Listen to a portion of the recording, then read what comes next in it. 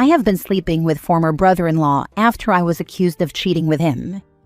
I was married, on paper still, to the love of my life for 12 years. We met when he was 38 and I was 29. I found him to be the most beautiful and kindest soul I had ever met. And it was literally love at first sight. I have always been a sucker for kind people. When I met his family, his sister and mother, I was shocked at how little they thought of him. They made fun of him and actually bullied him. I literally never understood why they didn't see what I saw in him. It broke my heart, but he loved his family so much. He makes very good money, so when he introduced me as his girlfriend, his family hated me immediately, and his sister literally said that she never thought he would find anyone, so his money would go to her sons. At the time we met, I was a student, so they called me a gold digger because they could never understand someone would love him for him. He never spent a penny on me or my education, but we moved in together when I felt confident that I could contribute too. Now I make as much as him. The sister was married to her husband since they were teenagers, and they have 3 boys together, which she is very proud of for some reason, like she has a better vagina or something. But ever since I met them, they have been fighting. It culminated in him leaving her last Christmas. She was devastated because of it. One day, my husband called me to tell me that he was meeting up with her after work, so I asked how she was, and he said that she was not doing all right. I made the mistake of saying that I have never seen these two happy. Maybe she is broken now, but she will see that too, and be happy he took this step. They are miserable together. My husband was silent on the other end, and then I heard her voice yelling and crying. My husband never said I was on speaker and she was beside him. She already never liked me, but now she hated me. I tried to apologize, but it was just futile because she knew I meant it. That was what her ex said too, that they were miserable together and that he resented her. After a couple of weeks, she told my husband that the reason her husband left her was because of me, that we were cheating. My husband confronted me, and I immediately gave him all my devices to look. He did, and he believed me at first, but it took him a month of silent treatment to at last say that he couldn't be with me anymore. He was silent with me, but he was in daily contact with his sister. It broke my heart completely. One comment of mine ruined my relationship, but what broke me more was that my husband wasn't the beautiful, kind human I thought he was. He was just weak. His kindness is weakness. Even if he believed me initially, the constant stream of bullying and abuse of my character from his sister and sometimes even his mother swayed his confidence in me and even his feelings towards me, if he ever had any genuine feelings. I took my own advice about my relationship not being as great as I thought, and maybe him ending it was a blessing. I met ex-brother-in-law in the beginning of summer, and he said that he'd heard about what happened and that he was sorry he was the reason for ending my marriage.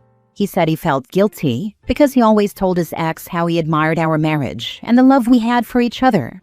He compared it to what he wanted in a relationship, so he felt partially responsible for driving his ex-wife to try to hurt me that way. We kept in touch over text for a few months, and we slept together for the first time about a couple of months ago. I know it is very low, but I felt very vindicated. I don't feel as hurt at the injustice of being falsely accused of something like that, because it feels like I have done what they accused me of now.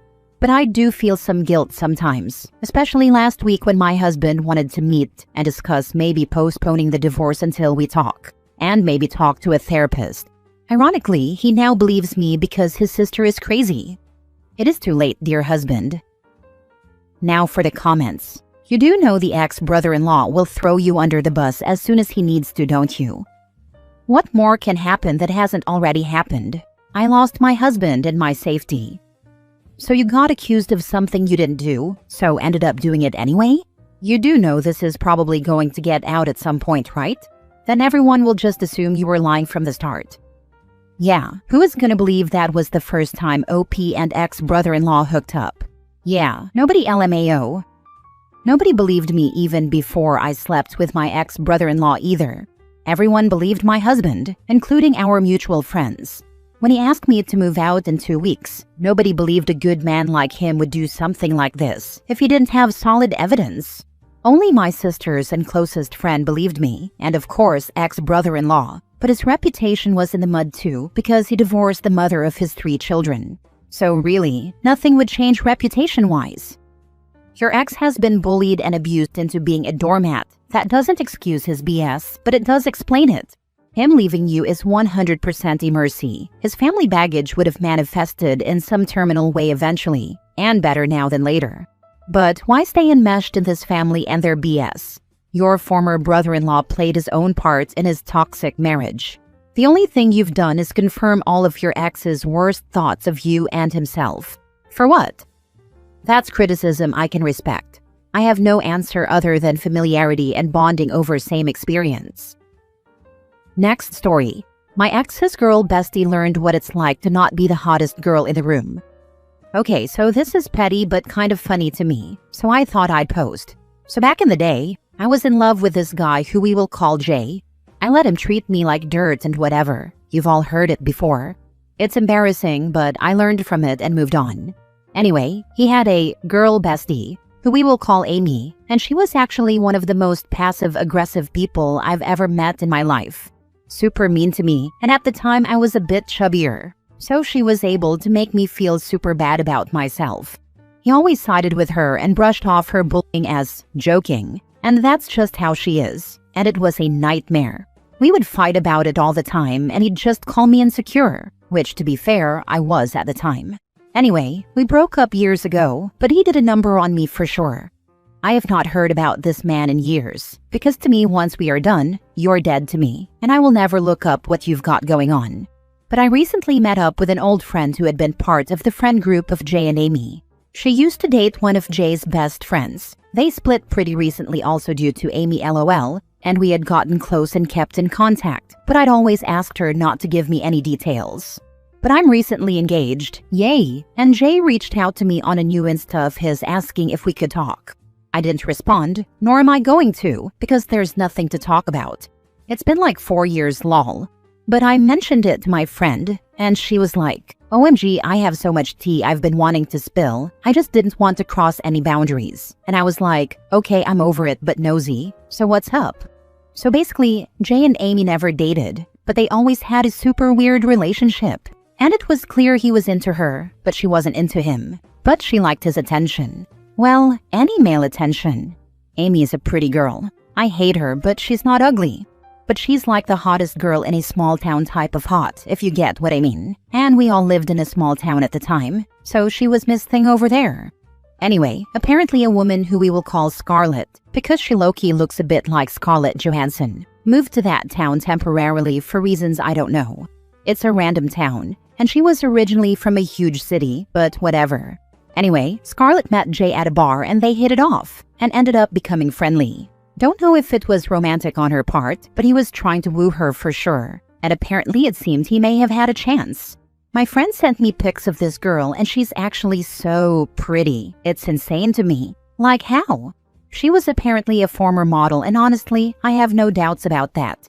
She's like TV beautiful. Like beautiful in every city, town, country you go to visit. A universal 10. And Miss Thing Amy suddenly was outshined to the highest degree. So Amy was mad and did her whole power trip thing, and Scarlett instantly was like, nah, I'm okay. Jay went nuclear on Amy because, to be honest, this girl was so far out of his league it's insane, and he knew he'd probably never be in the same room with a woman like that ever again. Anyway, Scarlett legit ghosted him straight up after the first meeting with Amy, and apparently never spoke to him again. What a queen. Wish I had done that.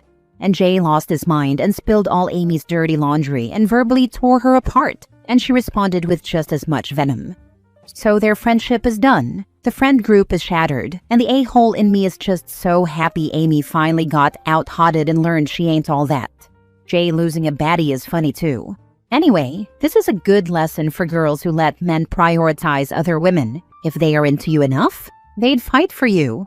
So if that bum is telling you his friend is just joking when she's being a bully, leave. He'd go to war for his Scarlett, and if you ain't her, you are wasting your time. I found my prince who likes me as I am.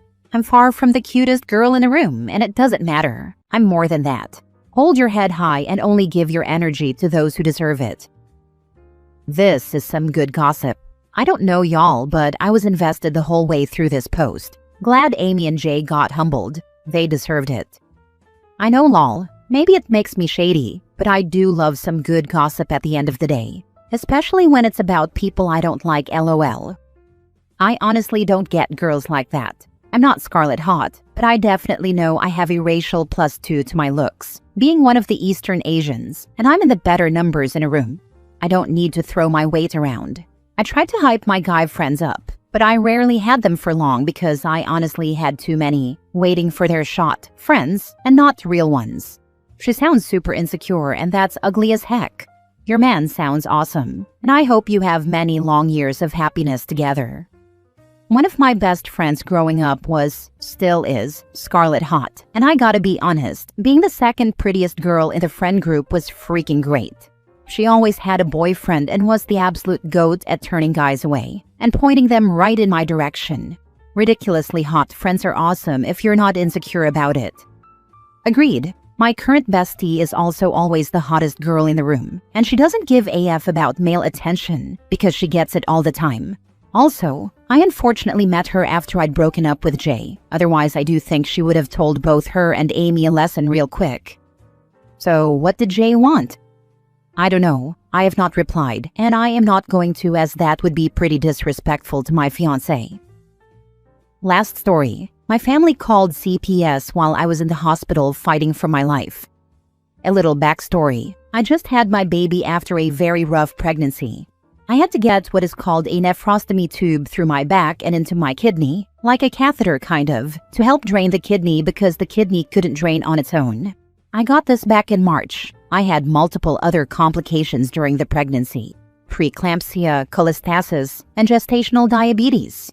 I finally had my son in August. It took 2 months to finally get surgery scheduled to get the neph tube removed, as well as some other surgeries to my kidney. I also have a 5 and a 3-year-old. Over the past couple of weeks leading up to surgery, I was in so much pain from my kidney. I was unable to take meds leading up to surgery. I called my family multiple times, asking for just a little help and support, because taking care of 3 little kids, one of them being an infant, while also in severe pain and healing from a C-section, as well as my body trying to catch up on all of the other health issues, has been exhausting. My family told me I didn't need help and to figure it out, that I can do it on my own. So I did. Thursday before my surgery, I had a friend stop by and help with the kids while I cleaned the entire apartment. Friday was my surgery. My mom came and stayed with the kids while I was in surgery and took my 3-year-old home with her after we got back. My 5-year-old went to his bio dad's, so that just left me and my husband with the infant. Over that weekend while I was healing from surgery, my husband also got a call that his dad was in the hospital, possibly dying. He had all kinds of questionable things lighting up on the imaging of his spine that could potentially be cancer or infection. Both would be very bad, since it was on the spine. So Saturday evening, the day after my surgery, my husband took the baby, went and picked up our 3-year-old, and went to the hospital with the kids to see his dad. I stayed home because I was feeling really lightheaded and dizzy from the surgery and went to sleep. When my husband got home, he asked if I could take care of the baby, and I couldn't even open my eyes. So he continued taking care of the baby, but was unable to do the dishes for the day. No big deal, we can do them the next day. Sunday morning, my husband had to go to work. I was alone with a 3-year-old and infant. When I got up, I tried to stand and fell over from the lightheadedness and dizziness. I fainted. I got up and changed the baby's butt. Since I was so dizzy, I set the diaper on the floor by the bassinet and barely was able to carry the baby to the living room. I put Mickey Mouse on for the 3-year-old and tried to lie down. I fainted again, and then I started hallucinating. I didn't know what was and wasn't real. I called my husband telling him something was very wrong and I needed to go to the hospital, but he didn't want a point for leaving work early. So I called my dad. When my dad and stepmom got there, my dad started screaming at me about my dishes needing to be done, the garbage being overflowing. We were out of bags and my husband planned to get more after work, and my 3-year-old having a cupcake and some cheese on the floor, and he saw the one diaper by the bassinet in my room. I asked my dad to stop yelling at me and just help me get to the hospital. My stepmom decided to look at the meds I was on and told me it was a side effect of my meds and gave me Tylenol and told me to sleep it off. They took the kids for a drive, and when they came back, they also yelled at my husband for the trash, dishes, and that we allowed the toddler to eat in the living room and get food on the floor. I had called for help at 10:30 a.m., and it was now 6 p.m. They finally took my temperature and it was 102 degrees and getting worse. I was very out of it at this point. My husband rushed me to the hospital and immediately they told me the kidney had become infected during surgery and I was also septic. The nurses were worried for me. My temp was now 104 degrees and I was so out of it I didn't know what was going on anymore. I was admitted for the sepsis. While I was in the hospital, my dad ran his mouth to a bunch of people and way over-exaggerated and embellished his story about my apartment. So we don't know who, but one of these people ended up calling his CPS, expressing that my children were not being cared for and living in a pigsty. During this time, I was literally fighting for my life in the hospital. I was hooked up to oxygen, multiple different IVs, and lots of meds to help get me back on my feet. The morning after I got home from the hospital, I had CPS calling me and knocking on my door. I let her in and explained everything and how I was having a medical emergency, and that's why I called my dad, and he chose to be critical about my apartment instead of helping me get to the hospital. She was happy with everything she saw, said there's no case, and she's going to try to close it as soon as possible. It's just so frustrating that I called my dad in a time where I needed help, and instead I got criticism. And he ran his mouth so someone called CPS on us instead of even asking my side of the story or considering the fact I was hospitalized and needed help. I'm sorry you've had to deal with so much. I hope you're feeling better. You know your dad and stepmother aren't safe people, right? Calling CPS and behaving the way they did would be unforgivable for me. Have they even apologized? I'm trying to get the strength to go low contact, but it's hard because this is the exact opposite of who my dad usually is. He's someone I've always been able to count on, and I've always been very close to him. So this is very hard for me to process. I'm so sorry you're going through this. Please don't take my question as victim blaming and I'll elaborate. Did you make the point clear to your husband? I know I have a tendency to downplay, and when I get I have stuff going on, I will just be like, okay, I'll figure it out. If you did make it abundantly clear how you weren't in a state that was safe for you or your kiddos, you need to sit your husband down and make it clear that what happened wasn't okay. Praying for your healing. My husband has been kicking himself ever since for everything that's happened in the past week. He didn't think it was that serious for him to leave work, and his train of thought was that points affect their raises. Which I get, but I was having a medical emergency and needed him. He has been my rock through all of this though, and I think he knows that he should have just left work. I'm not going to make him feel worse because I think he already feels bad enough.